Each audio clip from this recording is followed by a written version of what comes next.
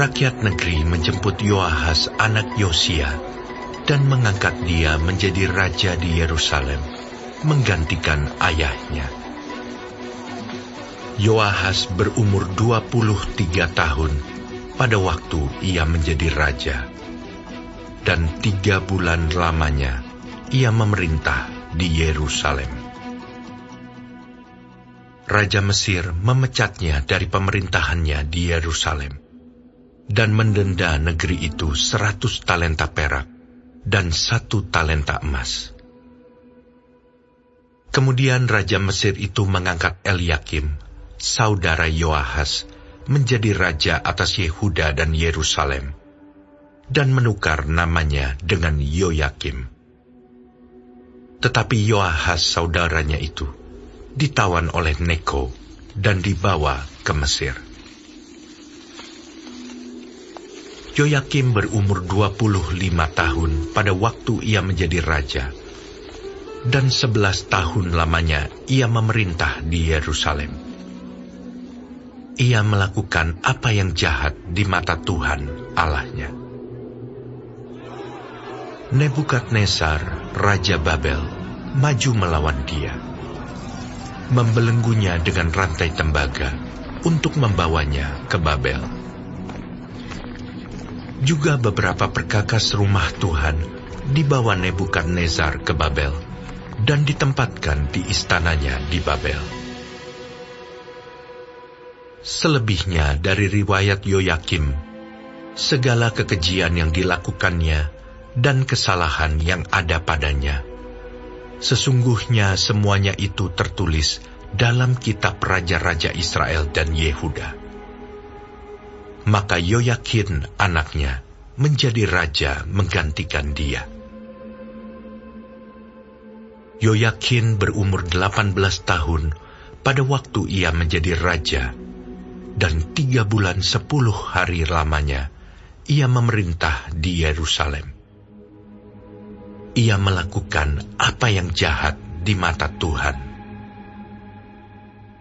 Pada pergantian tahun, Raja Nebukadnezar menyuruh membawa dia ke Babel, beserta perkakas-perkakas yang indah-indah dari rumah Tuhan. Dan Zedekia, saudara ayah Yoyakin, menjadi raja atas Yehuda dan Yerusalem. Zedekia berumur 21 tahun pada waktu ia menjadi raja, dan 11 tahun lamanya ia memerintah di Yerusalem. Ia melakukan apa yang jahat di mata Tuhan Allahnya, dan tidak merendahkan diri di hadapan Nabi Yeremia yang datang membawa pesan Tuhan. Lagi pula ia memberontak terhadap Raja Nebukadnezar yang telah menyuruhnya bersumpah demi Allah. Ia menegarkan tengkuknya dan mengeraskan hatinya, dan tidak berbalik kepada Tuhan Allah Israel. Juga semua pemimpin di antara para imam dan rakyat berkali-kali berubah setia dengan mengikuti segala kekejian bangsa-bangsa lain. Rumah yang dikuduskan Tuhan di Yerusalem itu dinajiskan mereka. Namun Tuhan Allah nenek moyang mereka berulang-ulang mengirim pesan melalui utusan-utusannya, karena ia sayang kepada umatnya dan tempat kediamannya. Tetapi mereka mengolok-olok utusan-utusan Allah itu, menghina segala firman-Nya, dan mengejek nabi-nabinya.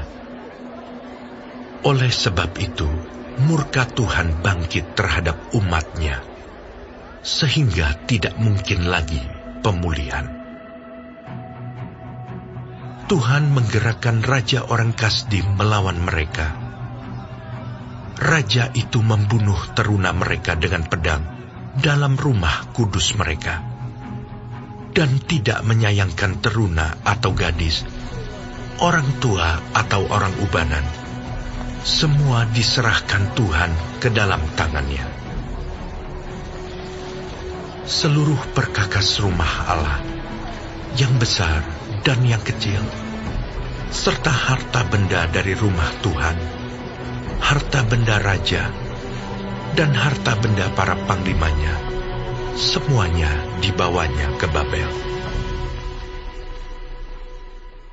Mereka membakar rumah Allah, merobohkan tembok Yerusalem, dan membakar segala puri dalam kota itu dengan api, sehingga musnahlah segala perabotannya yang indah-indah.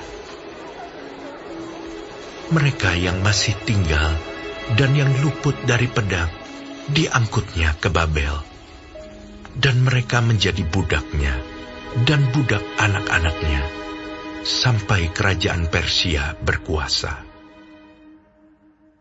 Dengan demikian genaplah firman Tuhan yang diucapkan Yeremia, sampai tanah itu pulih dari akibat dilalaikannya tahun-tahun sabatnya.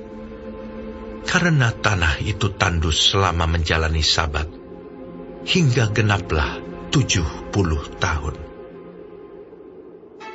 Pada tahun pertama zaman Kores, raja negeri Persia, Tuhan menggerakkan hati Kores, raja Persia itu, untuk menggenapkan firman yang diucapkan oleh Yeremia, sehingga disiarkan di seluruh kerajaan Kores secara lisan dan tulisan pengumuman ini. Beginilah perintah Kores, raja Persia.